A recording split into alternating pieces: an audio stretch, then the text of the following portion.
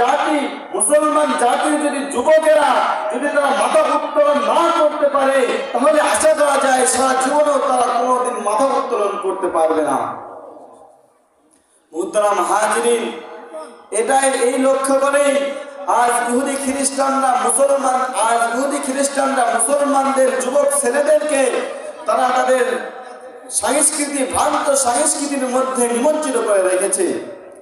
তারা চায় যে সর্বদা মুসলমানদের উপর তাদের কর্তৃত্ব প্রতিষ্ঠিত থাকুক। তারা কখনোই চায় না যে তাদের কর্তৃত্ব থেকে মুসলমানরা বাইর হয়ে যাক, এটা কখনোই তারা চায় না। এজন্যই তারা বছরে এক এক দিন এক একটা দিবস হিসাবে তারা পালন করে থাকে। কখনো পালন করে থাকে 31 নাইট, কখনো পালন করে থাকে ভ্যালেন্টাইন্স ডে। মুহতারাম হাজিরিন, আগামীকালই আসতেছে সেই ভ্যালেন্টাইন্স ডে। এটা মূলত ভালোবাসার দিবস নামে পরিচিত, কিন্তু এটা ভালোবাসার দিবস নয়। ভালোবাসার মূলত অর্থই হচ্ছে রক্ষা করা, হেফাজত করা ইত্যাদি। আপনি যখন একজনকে ভালোবাসবেন, নিশ্চয়ই এটার অর্থ থাকবে যে আপনি তাকে সব বিপদ থেকে, সকল কিছু থেকে, যা কিছু আসবে তার সামনে সকল বিষয় থেকে তাকে হেফাজত করবেন, তাকে রক্ষা করবেন। কিন্তু আমাদের সমাজে যে ভালোবাসা দিবস নামে পরিচিত হয়েছে, এটা মূলত আরো আমাদের মুসলমান সমাজের জন্য আরো কলঙ্কিত করেছে। এই দিনটি মুসলমান নারীদের এবং পুরুষদের জন্য আরো আমানত রক্ষা করা তো দূরে থাকলো, এটা ভালোবাসার দিবস না, এটা হচ্ছে সব থেকে নোংরামি দিবস।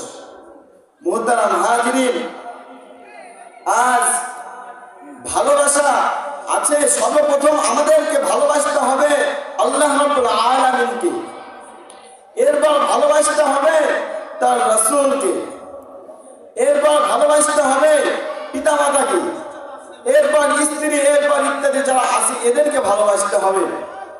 আজ আমাদের সমাজে যে ভালোবাসাগুলো প্রতিষ্ঠিত হয়েছে, এই যে 3 পর্যায়ে 4 পর্যায়ের যে পর্যায়গুলো ছিল, এর মধ্যে একটিও নেই। আজ আমাদের সমাজে যে ভালোবাসা রয়েছে, এটা হচ্ছে অবৈধ ভালোবাসা। মুহতারাম হাজিরিন, আজ এর কারণে আজ আমাদের যুব সমাজ শেষ হয়ে যাইতেছে। তারা পশ্চিমাদের এই কালো থাবায় পড়ে, তারা মুসলমান সন্তানেরা, যুবকেরা পশ্চিমাদের কালো থাবায় পড়ে তাদের মাতৃত্ব, তাদের ভাতৃত্ব সব ভুলে সারখার করে ফেলেছে। মুহতারাম হাজিরিন, এমনই ভাবে মুসলমানরা নিজেদের কৃতিত্বকেও হারিয়ে ফেলেছে।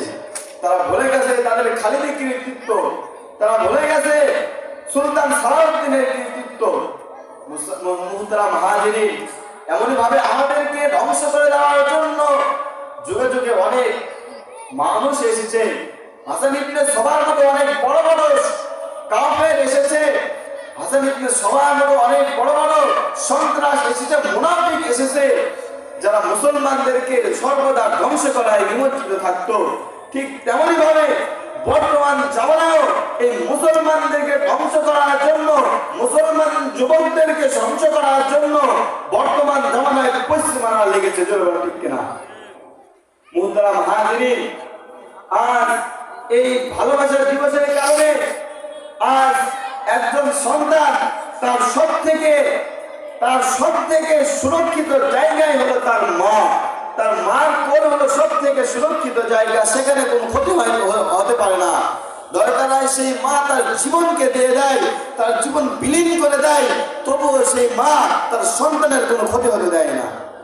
কিন্তু বর্তমান জামানায় এই ভালোবাসা দিবসে এমন কিছু কাজ করা হয়, যার কারণে এর কিছুদিন পর 5 থেকে 6 মাস পর ডাস্টবিনে অনেক সন্তান পাওয়া যায়, যাদের গলা থেকে শরীরকে আলাদা করে রেখে ফেলা হয়েছে।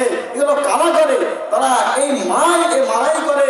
কিন্তু এই মারা ছিল তো সব থেকে সন্তানের জন্য সুরক্ষিত জায়গা, কিন্তু এই ভালোবাসা দিবসের কারণে এই মার স্থানগুলি তারা আজ সব থেকে এই মার স্থানগুলিকে তারা আজ রক্ষা পাচ্ছে না।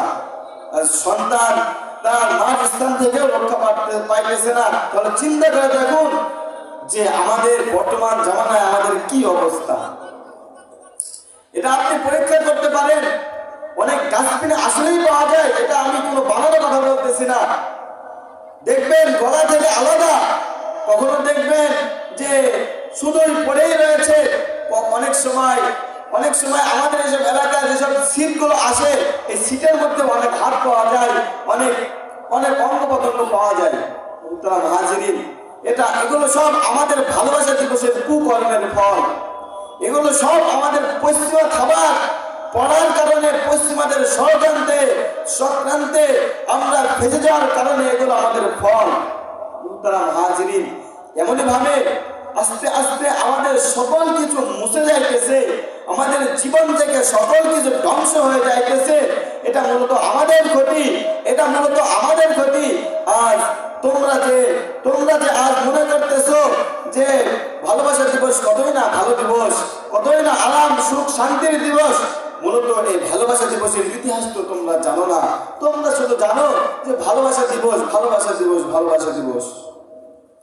মুহতারাম হাজিরিন, ভালোবাসা দিবসটা কোথা থেকে এসেছে? ভালোবাসা দিবসটা এসেছে 269 খ্রিস্টাব্দে এক খ্রিস্টান ছিল। 269 খ্রিস্টাব্দে এক খ্রিস্টান ছিল যে এই কুকর্ম করেছিল। সে কুকর্ম করার কারণে তাকে বন্দী করা হয়। একজনকে ভালোবাসে, ওই ভালোবাসার ব্যক্তির সাথে সে কুকর্ম করার কারণে তাকে বন্দী করে রাজা। এখন তার মাথায় মারাত্মক আঘাতের বুদ্ধি ছিল আর কি, সে বড় ডাক্তার। যখন এবার ওই রাজার একটি মেয়ে ছিল, যে ছিল অন্ধ। এখন ওই ডাক্তার, ওই যে যাকে জেলে বন্দী করেছে, তাকে ওই ডাক্তারকে ওই মেয়ের চিকিৎসা করার জন্য নির্ধারণ করে। এবার ওই ডাক্তার ওই মেয়ের সাথেও ভালোবাসে, মেয়েকেও ভালোবাসে। এইবার ওই মেয়েকে ভালোবাসার পরে ওই মেয়ের সাথেও কুকর্ম করে। এবার যখন রাজা এই বিষয়টি জেনে যায়, তখন ওই ডাক্তারকে এই 14 ফেব্রুয়ারি তাকে ফাঁসির কাস্টে ঝোলানো হয়। এই 14 ফেব্রুয়ারি ওই ডাক্তারকে ফাঁসির কাস্টে ঝোলানো হয়। আর তাহলে চিন্তা করে দেখুন, আপনারা যে দিনটাকে এত আনন্দভাবে গ্রহণ করতেছেন, এত উৎফুল্লতার সাথে গ্রহণ করতেছেন, এই দিনে তো একজন সব থেকে নিকৃষ্ট অপরাধীকে ফাঁসি দেওয়া হয়েছিল। আর আপনারা এই দিনটাকে আপনারা সব থেকে সুন্দর হিসাবে গ্রহণ করতেছেন, অনেক প্রফুল্লতার সাথে গ্রহণ করতেছেন। বিষয়টি আপনাদের কাছে আসলে যদি স্পষ্ট থাকতো, যদি আপনারা জানতেন যে আসলে বিষয়টি এরকম, তাহলে কখনোই আমি আশা করি আপনাদের মস্তিষ্কে এত পরিমাণ হয়নি, যার কারণে যে এই ইতিহাসটা জানার পরেও, এরকম একটা বিষয়টা জানার পরেও যে আপনি আগামীকাল একজন কোনো মেয়ের সাথে, আপনার প্রেমিকের সাথে যে আপনি কুকর্মে লিপ্ত হবেন, এটা আমি আশা করি না। কেন একজন সুস্থ মস্তিষ্কের লোক যখন এই বিষয়টি জানতে পারবে যে আসলে এই দিনটি ছিল একজন অপরাধীর ফাঁসির দিন, এই ফাঁসির দিনকে আমাদের সামনে পশ্চিমারা এমনভাবে উপস্থাপনা করেছে যে আমরা তাদেরকে এই দিনটিকে সব থেকে গুরুত্বপূর্ণ দিন হিসাবে গ্রহণ করতেছি। এই দিনটিকে আমরা আনন্দের সাথে গ্রহণ করতেছি। এই দিনটিকে আমরা অনেক সৌন্দর্যের সাথে গ্রহণ করতেছি। মুহতারাম হাজিরিন, এগুলো আমাদের উৎফুল্লতার দিন নয়, আমাদের খুশির দিন আছে। আমাদের খুশির দিন তো আল্লাহ রাব্বুল আলামিন 2 দিন দিয়েছেনই। এমন সুরক্ষিত দিন ওই 2 দিন ব্যতীত আর যত কিছু রয়েছে, যত ঈদের দিন রয়েছে, যত খুশির দিন রয়েছে, যত যে ধর্মে থাকুক না কেন, ওই ধর্মের এইরকম সুরক্ষিত দিন, এইরকম আনন্দের দিন কোন ধর্মে দেওয়া হয় নাই। মুহতারাম হাজিরিন, এই জুমার দিনের কথাই আপনাদের সামনে একটু উল্লেখ করি। এই জুমার দিন কোথা থেকে এসেছে? জুমার দিনটি মূলত এই জুমার দিন একজন কাফের, নবী করিম সাল্লাল্লাহু আলাইহি ওয়াসাল্লামের জামানায় একজন কাফের নবী করিম সাল্লাল্লাহু আলাইহি ওয়াসাল্লামের সাহাবায়ে কেরামের পাশে বসে আছে। এক সাহাবা একটি আয়াত পড়ল।